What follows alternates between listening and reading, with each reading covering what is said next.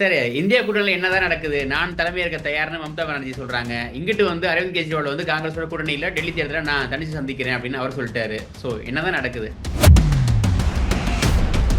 மாநில கட்சிகள் என்று இருக்கின்ற ஆம் ஆத்மியாக இருக்கட்டும் அல்லது அகிலேஷ் யாதவுடைய கட்சியாக இருக்கட்டும் அல்லது மம்தா பானர்ஜியுடைய திரிணாமுல் காங்கிரஸாக இருக்கட்டும், இவர்கள் எல்லாம் என்ன நினைக்கிறார்கள் என்று சொன்னால், காங்கிரஸ் கட்சி கூட்டணியில் இருக்க வேண்டும், ஆனால் காங்கிரஸ் கட்சி வளர்ந்து விடக்கூடாது.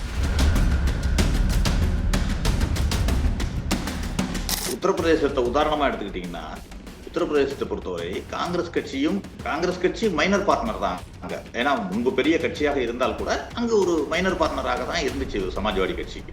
ஆனால் காங்கிரஸ் கட்சியும் சமாஜ்வாடி கட்சியும் இணைந்து போட்டியிட்டதால் தான் அங்கு அவ்வளவு பெரிய வெற்றி பாராளுமன்ற தேர்தலில் சமாஜ்வாடி காங்கிரஸ் கட்சி கூட்டணிக்கு கிடைத்தது என்கிற உண்மையையும் நீங்க புரிஞ்சுக்கணும். அடுத்து வர்ற இடைத்தேர்தலில் என்ன பண்ணாங்கன்னா, 9 தொகுதிகள் 10 தொகுதிகள் வரும்பொழுது 10 இடைத்தேர்தலிலும் நாங்கள் நிற்கிறோம் என்று அவர்கள் அறிவித்தார்கள். காங்கிரஸ் கட்சியின் வாக்குகள் வேண்டும், அவர்களுடைய வாக்குகளை பெற்று நாம் வெற்றி பெற வேண்டும், நம்முடைய கட்சியை வளர்த்துக் கொள்ள வேண்டும். ஆனால் காங்கிரஸ் கட்சி பெரிய அளவில் வளர்ந்து விடக்கூடாது என்பதையும் அவர்கள் கொஞ்சம் கவனமா இருக்காங்க அப்படிங்கறத தான் நான் இங்க பாக்குறேன். எல்லோருமே மம்தாவை ஆதரிக்கிறாங்கன்ற ஒரு கருத்தை சொன்னீங்க. அவங்க என்ன சொல்றாங்கன்னா, நீங்க நாம மறுபடியும் மீண்டும் எல்லாவற்றையும் அவர்கள் சொன்ன கருத்துக்களை எல்லாம் படித்து பார்த்தேன். அவர் சொன்னா மம்தாவிற்கு சொல்வதற்கான உரிமை இருக்கிறது, அவருக்கு தலைமை தாங்குவதற்கான தகுதி இருக்கிறது, இது ஆனாலும் ஒருமனதாக கூட்டத்தில் வைத்து முடிவெடுக்கப்படும். இப்படித்தான் எல்லா தலைவர்களுமே சொல்லியிருக்காங்க. அதுக்கு என்ன சார் அர்த்தம்? காங்கிரஸ் மேல நம்பிக்கை இல்ல அல்லது வந்து மல்லிகார்ஜுன கார்கே தொடர்றதை விரும்பல அப்படின்னு தான் அர்த்தம்.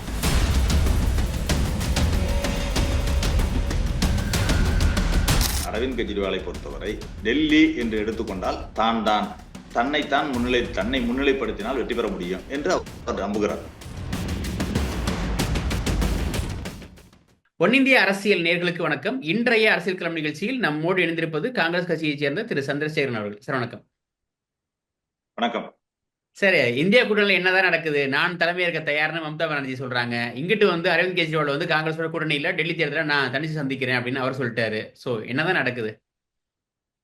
இல்ல, இப்பொழுது பொறுத்த வரைக்கும், அதாவது ஒரு தோல்வி என்று அடைந்த பிறகு இது மாதிரி சலசலப்புகள் இருக்கத்தான் செய்யும்.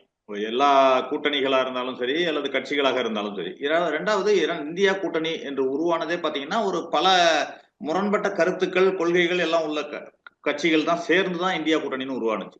அப்பவே தெரியும் இந்த முரண்பட்ட கொள்கைகள் இருக்கிறது அவர்களுக்கு இடையில முரண்பட்ட கருத்துக்கள் இருக்கிறதுங்கிறது எல்லாருக்கும் தெரியும். அந்த தலைவர்களுக்கு தெரியாதது இல்லை. நீங்க இன்னொன்று, இந்தியா கூட்டணி என்று உருவான பொழுது அதற்கு தலைவராக நான் வர வேண்டும் என்று நிதிஷ்குமார் விரும்பினார். அப்பவே இருக்குமா என்னமோ. இல்ல, நீங்க இது மாதிரி ஒரு இன்ஸ்டேபிளா இருக்கிற ஒருவரை வந்து நல்ல வேளை தலைவராக ஆக்கவில்லையோ என்று நாங்க நினைக்கிறேன். நல்ல வேலை ஆக்கியிருந்தா என்ன ஆயிருக்கும், அவர் ஆக்கின பிறகு அங்கு சென்றிருந்தால் இந்தியா கூட்டணி உடைந்திருந்து அப்பவே சொல்லியிருப்போம், அப்பவே விவாதத்துல வந்திருப்போம். அதனால ஒரு ஸ்டேபிள் மனநிலையில இல்லாத ஒருவர் வந்து அந்த கூட்டணிக்கு தலைமையேற்காமல் இருந்தது சரியான முடிவாகத்தான் இப்ப தெரியுது எங்களுக்கு. அதனால இந்த கூட்டணியில் இருப்பவர்கள் எல்லோருமே ஒரு மூத்த அனுபவம் வாய்ந்த தலைவர்கள். இன்னைக்கு காங்கிரஸ் கட்சியில் மட்டும் கிடையாது, ஈவன் அகிலேஷ் யாதவாக இருக்கட்டும் அல்லது அதை விட எல்லோரையும் விட மூத்த தலைவராக இருக்கும் சரத்பவாராக இருக்கட்டும், எல்லோருமே மிகவும் அனுபவம் வாய்ந்த தலைவர்கள். நீங்க சொன்ன அந்த எல்லோருமே வந்து மம்தாவை ஆதரிக்கிறாங்க. சரத்பவார் ஆகட்டும், லல்லு பிரசாத் யாதவ் ஆகட்டும், அகிலேஷ் யாதவ் ஆகட்டும், எல்லாருமே வந்து மம்தாவை ஆதரிக்கிறாங்க, உத்தவ் சிவசேனா உட்பட. சோ இப்ப ராகுல் காந்தியையோ மல்லிகார்ஜுன கார்கேவோ யாருமே விரும்பல, யாருமே ரசிக்கலையா? இல்ல, இதே மல்லிகார்ஜுன கார்கே அவர்களை வந்து ப்ரப்போஸ் பண்ணதே ஃபர்ஸ்ட் மம்தா தான். மம்தா பானர்ஜி தான் மல்லிகார்ஜுன கார்கே வந்து தலைமை பதவியை ஏற்கணும் அப்படின்னு சொன்னது மம்தா பானர்ஜி தான் ஃபர்ஸ்ட் சொன்னாங்க. அது அப்ப கூட மல்லிகார்ஜுன கார்கே வந்து தலைமை பதவியை ஏற்க நான் தயாராக இல்லை, எல்லோரும் இணைந்து முடிவெடுப்போம் தான் சொன்னார். அதுக்கப்புறம் எல்லோரும் இணைந்து அது ஒரு மனதாக ப்ரப்போஸ் பண்ண பிறகுதான் அந்த மல்லிகார்ஜுன கார்கே அந்த தலைமை பதவியை ஏத்துக்கிட்டார்.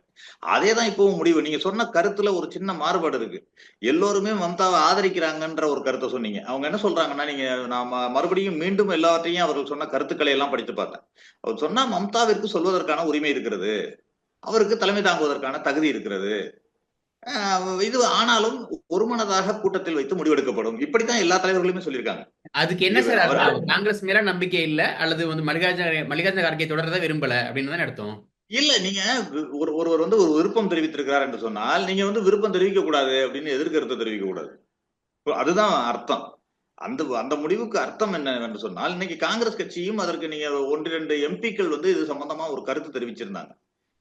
மல்ல அவரு திரு மாணிக்கம் தாகூர் அவர்கள் கூட இது ஒரு நகைச்சுவை அப்படின்னு ஒரு கருத்தை சொல்லியிருந்தார். ஒரு கருத்து வெளியிட்டிருந்தார். ஆனால் நேற்றைக்கு எம்பிக்கள் பாராளுமன்ற உறுப்பினர்கள் கூட்டம், காங்கிரஸ் பாராளுமன்ற உறுப்பினர்கள் கூட்டத்துல ராகுல் காந்தி அவர்கள் பேசும் பொழுது, இந்த தலைமை சம்பந்தமாகவோ அல்லது வேறு எந்த விதமான இந்தியா கூட்டணி சம்பந்தமாகவோ கருத்துக்களை வெளியிட வேண்டாம், எதுவாக இருந்தாலும் அமைதியாக இருங்கள் அப்படின்னு சொல்லியிருக்காரு. அதற்கு காரணம் என்னவென்று சொன்னால், அதற்கு அர்த்தம் என்னவென்று சொன்னால், கூட்டம் இந்தியா கூட்டணி தலைவர்களுடைய கூட்டம் கூடும் பொழுது அதில் விவாதித்து என்ன இந்த கூட்டணியுடைய பெர்ஃபார்மன்ஸ் எப்படி இருந்தது, ஏன் தோல்வி அடைந்தது, எதனால் அப்படின்னு ஒரு ஒரு விவாதத்துல ஈடுபட்ட பிறகுதான் அந்த தலைமையோ மற்றவற்றையோ முடிவு செய்ய முடியும்.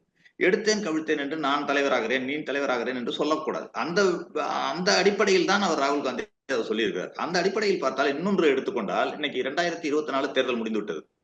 அடுத்தது இது இந்த கூட்டணியே உருவானதற்கு காரணமே என்னவென்று சொன்னால், மோடிக்கு எதிராக மோடியை வீழ்த்த வேண்டும் என்பதற்காக கருத்து மாறுபாடுகள், கொள்கை மாறுபாடுகள் இருந்தால் கூட ஒரு கருத்தில் ஒருமித்த கருத்து கொண்ட ஒரு கூட்டணியாக இது அமைஞ்சது. காரணம் என்னன்னா, மோடி அவர்களை வீழ்த்த வேண்டும். 2024 தேர்தலில் மோடி அவர்களை வீழ்த்த வேண்டும், அந்த ஆட்சியை வீழ்த்த வேண்டும், இந்தியா கூட்டணி ஆட்சி அமைய வேண்டும் என்பதற்காக.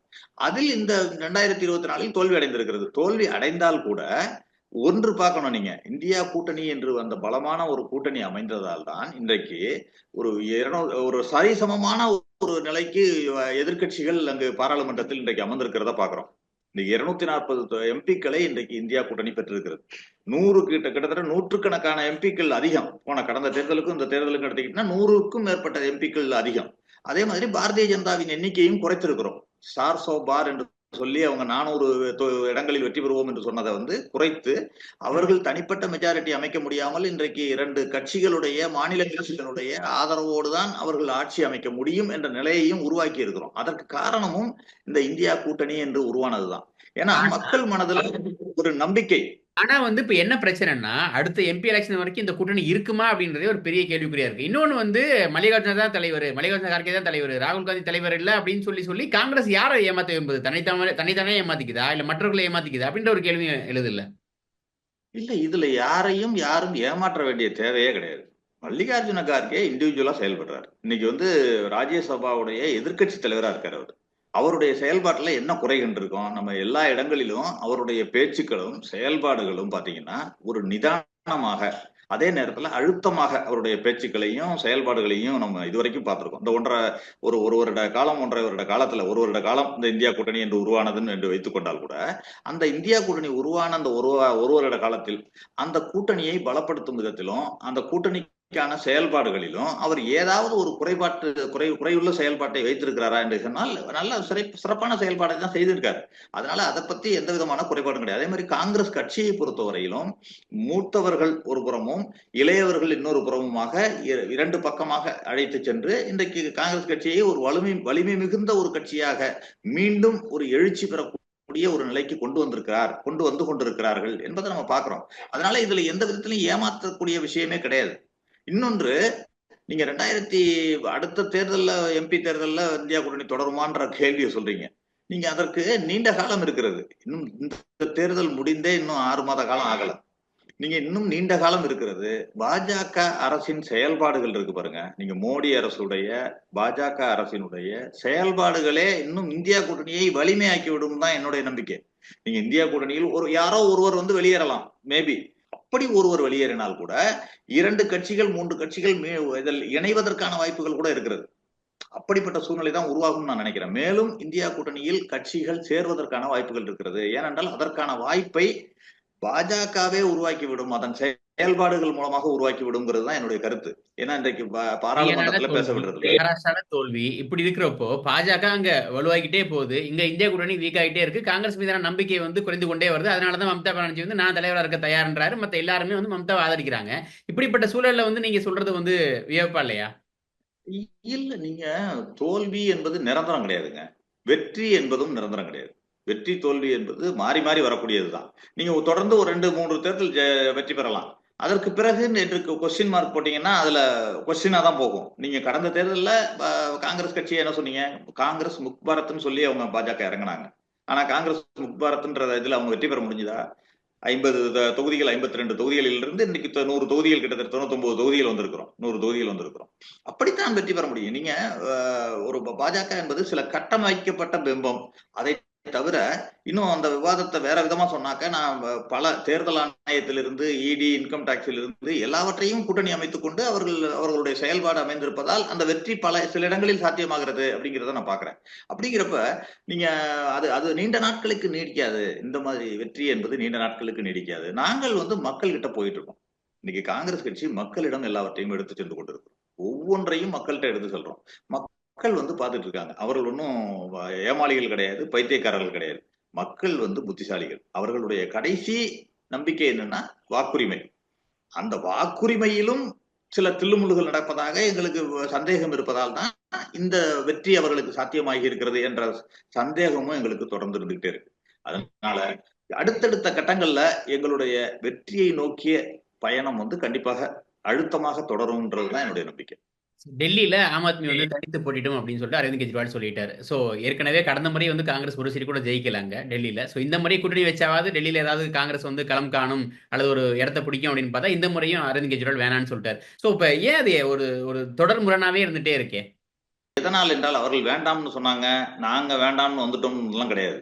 இப்ப நீங்க அந்த கட்சி ஆம் ஆத்மி என்ற கட்சி காங்கிரஸ் கட்சியை எதிர்த்து தான் ஆரம்பிக்கப்பட்ட கட்சி. பாஜகவை எதிர்த்து கிடையாது. காங்கிரஸ் கட்சி தான் ரூலிங்ல இருந்துச்சு. யாரை ரீப்ளேஸ் பண்ணாங்க? அங்க காங்கிரஸ் கட்சியை ரீப்ளேஸ் பண்ணிட்டு அங்க வந்தாங்க. அதனால என்ன ஆச்சுன்னா, காங்கிரசுக்கு எதிரான முரணான ஒரு கட்சியோடு நாங்கள் கூட்டணி போகும்போது எங்களுடைய கட்சியினுடைய வாக்குகள், நாங்கள் கூட்டணி என்று அறிவித்தால் கூட, தலைவர்கள் அளவில் அறிவித்தால் கூட தொண்டர்கள் அளவில் ஜெல்லாகல, அல்லது வாக்கு வங்கி எங்களுக்கு ஒருவருக்கொருவர் டிரான்ஸ்பர் ஆகலைங்கிறது தான் பாக்குறோம். அதனால் தனித்து போட்டியிடுவது என்பது இரண்டு கட்சிகளுடைய முடிவாகத்தான் இருக்கிறது. இது ஆம் ஆத்மி வேண்டாம் என்று சொன்னதோ, காங்கிரஸ் ஒதுங்கி விட்டது என்று சொன்னதோ கிடையாது. இன்றைக்கு இரண்டு கட்சிகளுமே தனித்தனியாக போட்டியிட்டால் எங்களுக்கான வெற்றி வாய்ப்பு, எங்களுக்கு இரண்டு கட்சிகளுக்குமே வெற்றி வாய்ப்பு இருக்கிறது என்பதுதான் அங்க இருக்கிற சூழ்நிலையாக இருக்கிறது. இன்றைக்கு பாஜகவிற்கு எதிரான மனநிலை தான் டெல்லியில இருக்கு. ஒன்று, எப்படி நீங்க கேரளாவை எடுத்துக்கிறீங்க, ஒரு உதாரணமா கேரளாவை எடுத்துக்கிட்டீங்கன்னா, கம்யூனிஸ்டும் காங்கிரஸும் இந்தியா கூட்டணியில இருக்கிறது. ஆனால் கேரளாவை பொறுத்தவரை எதிரெதிர் அணியாக போட்டியிடுகிறோம். எதனால் என்று சொன்னால், அங்கு மூன்றாவதாக அங்க பாஜக இல்லை. பாஜக என்ற ஒரு கட்சி அங்கு இல்லை. அந்த கட்சி, நாங்கள் இருவரும் ஒன்றாக போட்டியிட்டால் இரண்டாவதாக பாஜக அங்கு வருவதற்கான வாய்ப்புகளை உருவாக்கி விடுவதாக அமையும். அதனால் தான் நாங்க இருவரும் போட்டியிட்டால் கூட எங்களுக்கான வெற்றி வாய்ப்பு அங்கு இந்தியா கூட்டணியின் வெற்றி வாய்ப்பாக தான் இருக்கு. அப்படித்தான் டெல்லியிலும் அமையும் நான் நினைக்கிறேன். டெல்லியில பாஜகவிற்கு எதிரான மனநிலை தான் இருக்கு. நீங்க பாராளுமன்ற தேர்தலுக்கு வேறு விதமாகவும், டெல்லியை பொறுத்தவரை பாத்தீங்கன்னா ஒவ்வொரு தேர்தலையும் பாராளுமன்ற தேர்தலுக்கு வேறு விதமாகவும், சட்டமன்ற தேர்தலுக்கு வேறு விதமாகவும் தான் வாக்களிச்சுட்டு இருக்காங்க தொடர்ந்து. அது இப்பொழுதும் பாத்தீங்கன்னா பாராளுமன்ற தேர்தலுக்கு மோடியை தேர்ந்தெடுக்க வேண்டும் என்பதற்காக அங்கு ஒரு தேசிய தலைமை அல்லது ஒரு பாராளுமன்றத்தில் ஒரு பிரதமராக மோடி வர வேண்டும் என்பதற்காக அங்கு வாக்களிச்சிருக்காங்க. ஆனால் இன்றைக்கு சட்டமன்ற தேர்தல் என்று எடுத்துக்கொள்ளும் பொழுது மோடிக்கு எதிரான அல்லது அங்கு பாஜகவிற்கு எதிரான மனநிலை தான் இருப்பதாகத்தான் அங்கு தெரிகிறது. இல்ல, ஒருமித்து எடுத்த முடிவுன்னு நீங்க சொல்றீங்க. ஆனா ஏஎன்ஐன்ற ஒரு நியூஸ் ஏஜென்சி இது மாதிரி டாக்ஸ் போயிட்டு இருக்கு அலையன்ஸ்க்கான. காங்கிரஸ்க்கு 10 இருந்து 12 இடங்களை ஆம் ஆத்மி கொடுக்க போகுது அப்படின்னு போடுறாங்க. அதை டேக் பண்ணி அரவிந்த் கெஜ்ரிவால் போடுறாரு, இல்ல ஓன் ஸ்ட்ரென்த்ல நாங்க போட்டிடுறோம் அப்படின்றாரு. சோ அவர் விரும்பல அப்படின்னு தானே தெரியுது. நீங்க ஒருமித்து எடுத்த முடிவு மாதிரி தெரியலையே. ஒருமித்து எடுத்த முடிவு இல்ல, ஒருமித்துன்னா ரெண்டு பேரும் எப்படி அறிவிப்பாங்க? நீங்க எதிரெதிர் அணியாக பிரியும் பொழுது எப்படி ரெண்டு பேரும் சேர்ந்து அறிவிக்கும் பொழுது அது என்ன ஆகும்னா, போட்டிடுறோம் அப்படின்றதே ஒருமித்து எடுத்த முடிவுன்ற மாதிரி நீங்க சொல்றீங்க. ஆனா ஒரு அரவிந்த் விரும்பலன்றதான் தெரியுது, காங்கிரஸ் விரும்பலன்றதானே தெரியுது. இல்ல, அங்க பொறுத்த வரைக்கும் அவர் தனக்கான வெற்றி வாய்ப்பு இருக்கிறதா அவர் நினைக்கிறார். அரவிந்த் கெஜ்ரிவாலை பொறுத்தவரை டெல்லி என்று எடுத்துக்கொண்டால் தன்னை முன்னிலைப்படுத்தினால் வெற்றி பெற முடியும் என்று அவர் நம்புகிறார். ஆனால் அங்கு இப்பொழுது அவருக்குமான எதிர்ப்பலை இருப்பதாகத்தான் தெரிகிறது. அங்க டெல்லியை பொறுத்த வரைக்கும் அவருக்குமே ஒரு 10 ஆண்டுகள் ஆட்சி செய்த பிறகு பாஜகவின் பல பிரச்சனைகள், அதாவது ஃபண்ட் ஒதுக்காதது, பல சிக்கல்கள், அவர் ஜெயிலுக்கு போயிட்டு வந்தது, பல சிக்கல்கள் எல்லாவற்றையும் பாத்தீங்கன்னா அவருக்குமே அங்கு எதிர்ப்பலை இருப்பதாகத்தான், அவருக்குமே ஒரு எதிர்ப்பலை இருப்பதாகத்தான் தெரிகிறது.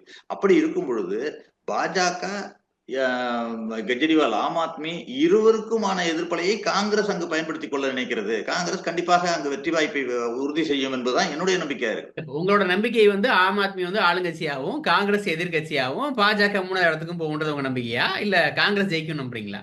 இல்ல, காங்கிரஸ் வெற்றி பெறக்கூடிய வாய்ப்பு கூட இருக்கிறதா தான் நான் நினைக்கிறேன். அதாவது பாஜக எதுவாக இருந்தாலும் காங்கிரஸ் பாஜக 3வது இடத்துக்கு தள்ளப்படுவாங்க அப்படிங்கிறது தான் இந்த இப்பொழுது இருக்கிற சூழ்நிலையா நான் பாக்குறேன். ஹரியானா தேர்தலையே ஆம் ஆத்மியோட கூட்டணி வச்சிருந்தா காங்கிரஸ் வந்து ஆட்சியை பிடிச்சிருக்கலான்ற சூழல் நிலவிச்சு நம்ம பார்த்தோம் சட்டமன்ற தேர்தலில். ஸோ இந்த மாதிரியான ஒரு டயத்தில் திரும்ப ஒரு ரிஸ்க் எடுக்கணுமா அப்படின்ற ஒரு கேள்வி எழுதல. அப்ப அரவிந்த் கெஜ்ரிவால் காங்கிரஸ் விரும்பல அப்படின்னா ராகுல நம்பல, நம்ம தனிச்சினா ஜெயிச்சிடலாம், காங்கிரஸ் வந்து நமக்கு வந்து ஒரு தேவையில்லாத பேக் ஃபயர் ஆகுது காங்கிரஸ் உடனே அப்படின்னு நினைக்கிறாங்களா? இல்ல, நீங்க அப்படி நினைக்க முடியாது. நீங்க ஹரியானாவிலும் பல தேர்தல் வாக்குச்சீட்டு வாக்களிப்பு முறையில சில சிக்கல்கள் இருக்கிறத நாங்க பார்த்தோம். அங்கேயும் தில்லுமுல்லுகள் நடந்ததை பார்த்தோம். கடைசி ஒரு 10-12 தொகுதிகள்ல அவர்கள் தில்லுமுல்லுகள் செய்ததை நாங்க கொண்டு போய் தேர்தல் ஆணையத்துல கொடுத்தோம். ஆனாலும் அவர்கள் சரியான நடவடிக்கை எடுக்கல. அந்த காரணங்களால் அங்க எங்களுடைய வெற்றி வந்து பறிக்கப்பட்டதா தான் நான் நினைக்கிறேன் ஹரியானாவை பொறுத்த வரைக்கும். ஒன்று நீங்க பார்க்கணும், நீங்க எப்பொழுதும் வெற்றி பெற்றா என்ன சொல்லுவீங்கன்னா, அவர்களால் வெற்றி பெற்றார்கள், இவர்களால் வெற்றி பெற்றார்கள்னு சொல்லுவோம். தோல்வி அடைந்தால் காங்கிரஸால் தோல்வி அடைந்தது அப்படிங்கிறது தான் எல்லா மாநில கட்சியுமே சொல்ற விஷயம். காங்கிரஸ் வந்து கூட்டணியை அரவணைச்சு செல்லல, இல்லது இந்த கூட்டணியை வைத்திருந்தால் வெற்றி பெற்றிருக்கலாம் அப்படின்னு. கரெக்ட் தானே? அந்த குற்றச்சாட்டு சரியில்லைன்னு நினைக்கிறீங்களா? காங்கிரஸ் வந்து இல்ல, சரியில்லை. இல்ல இல்ல இல்ல நீங்க எல்லா இடங்களிலும் அரவணைத்து தான் செல்றோம். நீங்க மாநில கட்சிகள் வந்து பல நேரங்கள்ல இது வந்து என்னுடைய தனிப்பட்ட கருத்து என்னவென்றால், மாநில கட்சிகள் என்று இருக்கின்ற ஆம் ஆத்மியாக இருக்கட்டும், அல்லது அகிலேஷ் யாதவுடைய கட்சியாக இருக்கட்டும், அல்லது மம்தா பானர்ஜியுடைய திரிணாமுல் காங்கிரஸாக இருக்கட்டும், இவர்கள் எல்லாம் என்ன நினைக்கிறார்கள் என்று சொன்னால், காங்கிரஸ் கட்சி கூட்டணியில் இருக்க வேண்டும், ஆனால் காங்கிரஸ் கட்சி வளர்ந்து விடக்கூடாது. இரண்டையும் ஒரே தட்டில் வைத்து பார்க்க முடியாதுங்கிறது தான் என்னுடைய கருத்து. காங்கிரஸ் கட்சி வளர்ந்தால்தான் தேசிய அளவில் காங்கிரஸ் கட்சி மட்டும்தான் பாஜகவை எதிர்க்கக்கூடிய ஒரே கட்சி. பாஜகவை வீழ்த்த வேண்டும் என்று சொன்னால் காங்கிரஸ் கட்சி இல்லாமல் எந்த கட்சியாலும் அதை செய்ய முடியாது என்பதுதான் இன்றைக்கு கூட உத்தவ் தாக்கரே கூட அதை வலியுறுத்தி இருக்கிறார். உத்தவ் தாக்கரே சொல்லியிருக்கிறார், பாஜகவிற்கு எதிரான அணி இந்தியா கூட்டணி என்று சொன்னால் காங்கிரஸ் இல்லாமல் அது இருக்க முடியாது என்று உத்தவ் தாக்கரே சொல்லியிருக்கிறார். உத்தவ் தாக்கரே சிவசேனாலே மம்தாக்கு ஆதரவு தெரிவிக்கிறாங்களே. இல்ல அவருக்கு அந்த தகுதி இருக்கிறதுன்னு சொல்றதுக்கும் அவர் வர வேண்டும் என்று சொல்வதற்கும் வித்தியாசம் இருக்கு. நீங்க அங்க இருப்பவர்கள், நீங்க இந்தியா கூட்டணியில் இருக்கிற எல்லோருக்குமே அந்த இந்தியா கூட்டணியின் தலைமை பதவிக்கோ ஒருங்கிணைப்பாளர் பதவிக்கோ வருவதற்கான தகுதி இருக்கிறது. சொன்னா இப்ப இருக்கவர் வந்து அந்த அளவுக்கு தகுதியா இல்ல அப்படின்ற பொருளும் படும். இல்ல ஒரு விருப்பத்தை சொல்லும் பொழுது ஒரு விருப்பத்தை சொல்றாங்க. ஒரு விருப்பத்தை நான் வந்து தலைமை இருக்க தயார்னு ஒரு விருப்பத்தை சொல்லும் பொழுது உடனே என்ன அந்த விருப்பமே எப்படி வருதுன்னு நினைக்கிறீங்க? காங்கிரஸ் மீதான அதிருப்தி, ராகுல் மீதான அதிருப்தி, ராகுல் மீதான தொடர் தோல்விக்கான அந்த நீங்க இல்ல மம்தா பானர்ஜி அவர்களை பொறுத்தவரை மேற்கு வங்காளத்தை தாண்டி அவருடைய பிரசன்ஸ் எங்கேயும் கிடையாது. உங்களுக்கு முதல்ல பார்க்க போனோம், நீங்க அதை முதல்ல எடுத்துக்கணும். இரண்டாவது, இன்றைக்கு பாராளுமன்ற தேர்தல் முடிவடைந்து விட்டது. முடிவடைந்த பிறகு அவருடைய அங்கு மேற்கு வங்காளத்திலும் தேர்தல் முடிவடைந்து விட்டது.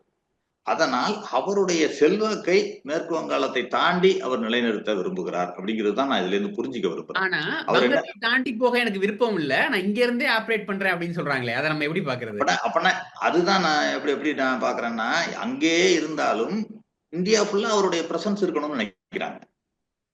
அந்த இதைத்தான் நான் புரிஞ்சுக்க விரும்புறேன். அதைத்தான் நான் தெரிஞ்சுக்க விரும்புறேன்.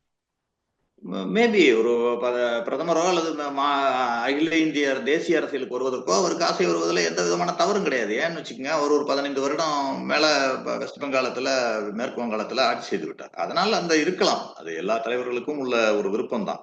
அதை பத்தி எந்த குறையும் சொல்ல முடியாது. ஆனாலும் இதெல்லாம் நிதானித்து முடிவெடுக்கக்கூடிய தலைமை பொறுப்பில் காங்கிரஸ் கட்சியோ அல்லது சரத்பவாரோ அல்லது மற்ற கட்சி தலைவர்கள் எல்லாம் இருக்காங்க. அடுத்த இந்தியா கூட்டணி ஒரு கூட்டம் என்று வரும்பொழுது இன்றைக்கு பாராளுமன்றத்தையே எடுத்துக்கொண்டால் 99 உறுப்பினர்கள் காங்கிரஸ் கட்சிக்கு இருக்கிறார்கள். எதிர்கட்சியாக அபிஷியலா இன்றைக்கு ராஜ்யசபாவிலும் லோக்சபாவிலும் காங்கிரஸ் கட்சி இருக்கிறது, அதுக்கு தலைவர்கள் இருக்கிறார்கள். அப்படி என்று சொல்லும் பொழுது ஒரு இந்திய அளவில் பாஜகவை வீழ்த்துவதற்கான ஒரு கூட்டணிக்கு காங்கிரஸ் இல்லாமல் அல்லது காங்கிரஸ் தலைமை இல்லாமல் வேறொருவர் எப்படி செயல்பட முடியும் என்பதையும் பார்க்கணும். அல்லது காங்கிரஸ் ஒத்துழைப்பு இல்லாமல் செயல்பட முடியாது. வேண்டுமென்றால் காங்கிரஸ் கட்சியே கூட ஒருவரை ப்ரப்போஸ் பண்ணலாம், இன்னொருவர் தலைவராக இருக்கட்டும் என்று ப்ரப்போஸ் பண்ணலாம். ஆனால் காங்கிரஸ் கட்சியின் ஒத்துழைப்பு இல்லாமல் இல்ல, அது கூட்டத்தில் தான் முடிவு பண்ணணும். நீங்க ஊடகத்துல விவாதத்திலேயோ அல்லது ஊடக கேள்விக்கு பதிலளிக்கும் போதோ சொல்வது வந்து சரியாக இருக்காது. ஸ்டாலின் அவர்கள் என்ன முடிவெடுப்பார் அப்படின்ற ஒரு கேள்வி எழுப்புறாங்க. ராகுல் காந்தியா மம்தாவா அப்படின்னா, ஐ மீன் மல்லிகார்ஜுன கார்கேவோ ராகுல் காந்தியோ மம்தாவோ அப்படின்னா காங்கிரஸ் பக்கம் இருப்பாரா மம்தா பக்கம் நிற்பாரா அப்படின்ற ஒரு கேள்வி எழுப்புறாங்க. இன்னைக்கு தமிழ்நாட்டை வச்சுதானே திமுக திரு மு க ஸ்டாலின் அவர்கள் முடிவெடுப்பாங்க. தமிழ்நாட்டுல திரிணாமுல் காங்கிரஸா இருக்கு கூட்டணியில. அதனால தமிழகத்தை பொறுத்தவரை இந்தியா கூட்டணி என்பது இப்ப இல்ல. இந்தியா கூட்டணி என்று உருவாவதற்கு முன்பே தமிழகத்துல திமுக தலைமையிலான இந்தியா கூட்டணி உருவாயிடுச்சு. நீங்க கம்யூனிஸ்டும் காங்கிரஸும் இங்க இந்தியா கூட்டணி உருவாகிறதுக்கு முன்னாடியே இங்க இருக்கு, தொடருது. அதனால அவருக்கு தெரியும் எப்படி முடிவெடுக்க வேண்டும் என்பது தெரியும். இந்தியா நம்ம காங்கிரஸ் கட்சி காங்கிரஸ் காங்கிரஸ் தான் முடிவெடுப்பு பண்றீங்க. கண்டிப்பா கண்டிப்பா நீங்க கண்டிப்பாங்க. நீங்க காங்கிரஸ் கட்சியே கூட ராகுல் காந்தியை பிரதமர் வேட்பாளரா அறிவிக்காதப்ப இவரு மேடை ஏற்றி ராகுல் காந்தி தான் எங்களுடைய பிரதமர் வேட்பாளர்னு அறிவித்த தலைவர் இல்லையா உங்களுக்கு திமுக? இல்ல அறிவிக்கலன்னா இந்த தடவை இந்தியா கூட்டணியாக நின்றோம். நீங்க கடந்த முறை இவர் தனித்தனியாக திமுக கூட்டணியாக இங்க நின்னது, அதனால திமுக அறிவிக்க முடியும். இந்த முறை இந்தியா கூட்டணி அறிவிச்சால் தான் அதை நிக்க முடியும். நீங்க அதற்கும் இதற்கும் வித்தியாசத்தை பார்க்கணும். நீங்க கேள்விகள் கேட்கலாம். நீங்க சொல்லிட்டு இருந்தீங்க காங்கிரஸோட செல்வாக்கு எல்லாத்துக்கும் தேவைப்படுது, ஆனா காங்கிரஸ் வளரக்கூடாதுன்னு நினைக்கிறாங்க அப்படின்னீங்க. சோ அதுல இருந்து தொடருங்க. என்ன பிரச்சனை? அதுதான் அடிப்படையிலேயே பிரச்சனையா? இல்ல அதுதான் பிரச்சனை. இப்ப ஏன்னா நீங்க உத்தரப்பிரதேசத்தை உதாரணமா எடுத்துக்கிட்டீங்கன்னா, உத்தரப்பிரதேசத்தை பொறுத்தவரை காங்கிரஸ் கட்சி மைனர் பார்ட்னர் தான் அங்க. ஏன்னா முன்பு பெரிய கட்சியாக இருந்தால் கூட அங்கு ஒரு மைனர் பார்ட்னராக தான் இருந்துச்சு சமாஜ்வாடி கட்சிக்கு. ஆனால் காங்கிரஸ் கட்சியும் சமாஜ்வாடி கட்சியும் இணைந்து போட்டியிட்டதால் தான் அங்கு அவ்வளவு பெரிய வெற்றி பாராளுமன்ற தேர்தலில் சமாஜ்வாடி காங்கிரஸ் கட்சி கூட்டணிக்கு கிடைத்தது என்கிற உண்மையையும் நீங்க புரிஞ்சுக்கணும். சமாஜ்வாடி கட்சிக்கு அவ்வளவு பெரிய வெற்றி கிடைத்தது என்று சொன்னால் ஒட்டுமொத்தமான மைனாரிட்டி வாக்குகள் இந்த அணிக்கு வந்தது. ஒட்டுமொத்தமான ஓரளவு ஓபிசி வாக்குகள் இந்த அணிக்கு வந்தது. இது மாதிரி எல்லாம் வாக்குகளை ஒருங்கிணைக்கக்கூடிய ஒரு சக்தியாக காங்கிரஸ் கட்சியும் இருந்தது என்பதை அவங்க புரிஞ்சுக்கணும். ஆனா அடுத்து வர்ற இடைத்தேர்தலில் என்ன பண்ணாங்கன்னா 9 தொகுதிகள் 10 தொகுதிகள் வரும் பொழுது 10 இடைத்தேர்தலிலும் நாங்கள் நிற்கிறோம் என்று அவர்கள் அறிவித்தார்கள். அதுதான் அந்த மாதிரி சூழ்நிலைகளை தான் நான் அதை குறிப்பிட்டு சொல்றேன். காங்கிரஸ் கட்சியின் வாக்குகள் வேண்டும், அவர்களுடைய வாக்குகளை பெற்று நாம் வெற்றி பெற வேண்டும், நம்முடைய கட்சியை வளர்த்துக் கொள்ள வேண்டும். ஆனால் காங்கிரஸ் கட்சி பெரிய அளவில் வளர்ந்து விடக்கூடாது என்பதையும் அவர்கள் கொஞ்சம் கவனமா இருக்காங்க அப்படிங்கறது தான் நான் இங்க பாக்குறேன். அந்த பிரச்சனை தான் ஒரு அகில இந்திய அளவுல இருக்கு. ஆனால் அதையெல்லாம் ஓவர் கம் பண்ணி காங்கிரஸ் கட்சி வெற்றி பெறக்கூடிய அல்லது வளர்ச்சி அடையக்கூடிய வாய்ப்புகளை கண்டிப்பாக எங்கள் தலைவர்கள் உருவாக்குவார்கள். அதற்கான காலம் இருக்கிறது அப்படிங்கிறது நான் நினைக்கிறேன். காங்கிரஸ் கட்சி இதே மண்டல இருக்கதா உங்களுக்கு தெரியலையா? அப்ப ஜார்க்கண்ட்ல என்னதான் வெற்றி பெற்றாலும் ஜார்க்கண்ட்ல சமாஜ்வாதி தனிச்சு நின்னாங்க. ஹரியானால ஆமாத்தியோட கூட்டணி வச்சிருந்தா ஜெயிச்சிருக்க முடியுன்ற சாத்தியக்கூறுகள் சொல்லப்படுது. ஆனா ஆமாத்தி கழட்டி விட்டு காங்கிரஸ் நிக்குது. கேரளால காங்கிரஸும் கம்யூனிஸ்டும் தனித்தனியா நிக்கிறாங்க. சோ காங்கிரஸும் கிட்டத்தட்ட அதே மனநிலை தானே? இல்ல அப்படி கிடையாது. ஒவ்வொரு மாநிலத்துக்கு ஏற்ற சூழ்நிலை. இன்னைக்கு மகாராஷ்டிரால எதிர் அணியாக உதாரணத்துக்கு எடுத்துக்கிட்டீங்கன்னா எங்களுடைய கோட்பாடுகளில் கொள்கைகளிலேயே எதிரணியாக இருந்த சிவசேனாவுடன் நாங்கள் கூட்டணி வைத்தோம்.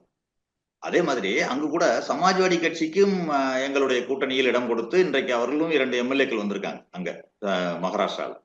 அந்த அளவிற்கு எல்லோரையும் அரவணைத்து சென்று கொண்டுதான் இருக்கிறது காங்கிரஸ் கட்சி. எவ்வளவு முடியுமோ அவ்வளவுக்கு இறங்கி அரவணைத்து தான் சென்று கொண்டிருக்கிறது. ஆனாலும் சில அங்குள்ள பிரச்சனைகள், அந்தந்த மாநிலங்களில் உள்ள பிரச்சனைகளுக்கு ஏற்ப சில முடிவுகளை எடுக்க வேண்டிய கட்டாயத்துக்கு ஒரு தேசிய கட்சியாக எங்களுக்கு இருக்கிறது.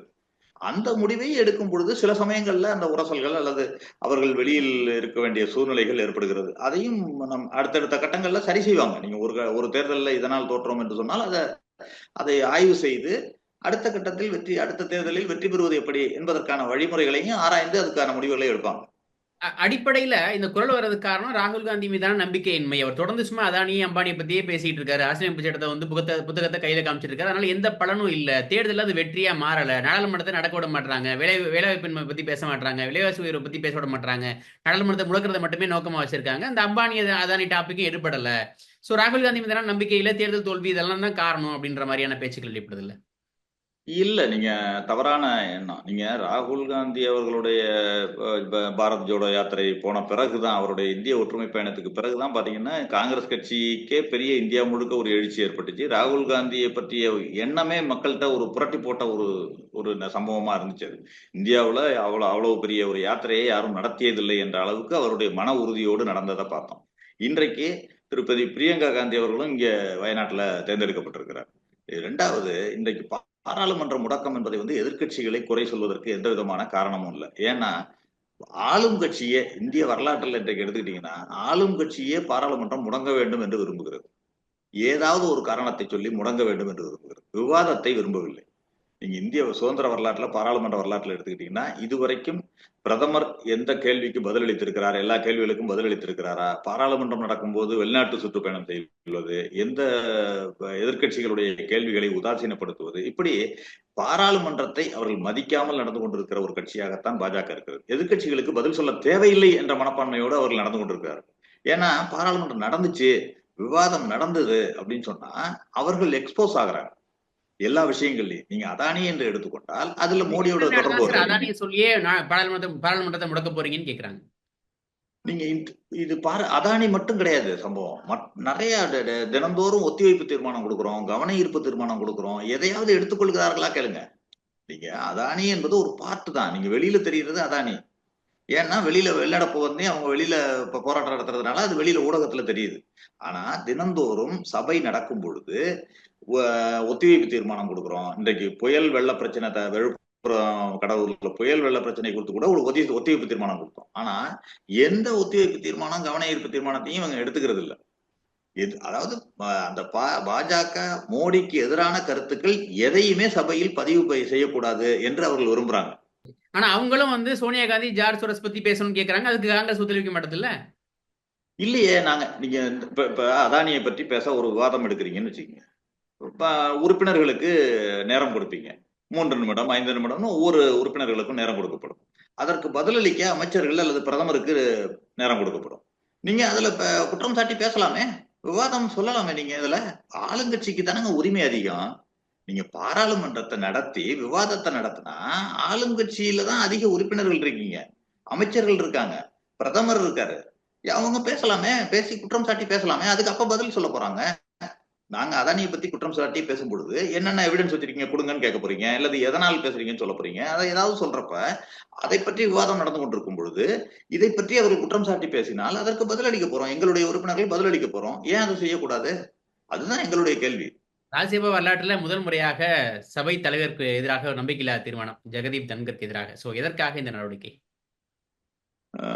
அது இன்னைக்கு திரு மல்லிகார்ஜுன கார்கே அவர்கள் கூட தெளிவா சொல்லியிருக்காரு. 1952ல இருந்து இதுவரைக்கும் எந்த குடியரசுத் தலைவருக்கும், ஏன்னா குடியரசு துணைத் தலைவர் தான் ராஜ்யசபாவுடைய தலைவர், எதிராக ஒரு நம்பிக்கையில்லா தீர்மானம் என்று கொண்டு வந்ததே இல்லை வரலாற்றுல. ஆனால் அது கொண்டு வரக்கூடிய ஒரு கட்டாயத்திற்கு இந்த சபை தலைவர் செயல்பட்டு இருக்கிறார். ஏன்னா நீங்க அதானி அப்படின்னு பெயர் சொல்றதுக்கு முன்னாடியே சபையே ஒத்தி வச்சிடறாரு அவரு. நீங்க பாஜகவினரை விட வேகமா இருக்காரு. அது மாதிரி அவரே சில ஒத்திவைப்பு தீர்மானம், கவன ஈர்ப்பு தீர்மானம்லாம் எதிர்கட்சிகள் தான் கொடுக்கும். ஆளுங்கட்சி கொடுக்கின்ற ஒத்திவைப்பு தீர்மானம், கவன ஈர்ப்பு தீர்மானத்தை எல்லாம் எடுத்துக்கொண்டு அதை வைத்து அந்த சப்ஜெக்டை வச்சு பேச வைக்கிறார். இப்படி நாடாளுமன்ற ஜனநாயகத்துல, பாராளுமன்ற ஜனநாயகத்துல ஒரு பாஜகவிற்கு சார்பாக நடந்து கொண்டிருக்கின்ற ஒரு சபை தலைவராக அவர் இருக்கிறதுனாலதான் இத அவங்க கொண்டு வர வேண்டிய கட்டாயத்துக்கு ஆளாயிட்டாங்க. அது அந்த அளவிற்கு அவர் நடந்து கொண்டிருக்க கூடாது என்பதுதான் என்னுடைய கருத்து. ஏனென்றால் அவர் வந்து வெறும் ராஜ்யசபா தலைவர் மட்டும் கிடையாது, குடியரசு துணைத் தலைவராகவும் இருக்கிறார். கான்ஸ்டிடியூஷனல் போஸ்ட்ல ஜனாதிபதி, துணை ஜனாதிபதி, அடுத்ததுதான் பிரதமரே வருவாங்க. அந்த அளவிற்கு ஒரு மரியாதைக்குள்ள ஒரு பதவியில் வகிப்பவர் வந்து இந்த மாதிரி ஒரு பாஜக சார்பான நிலைப்பாட்டை சபையில் எடுத்திருக்க கூடாது என்பதுதான் என்னுடைய கருத்து.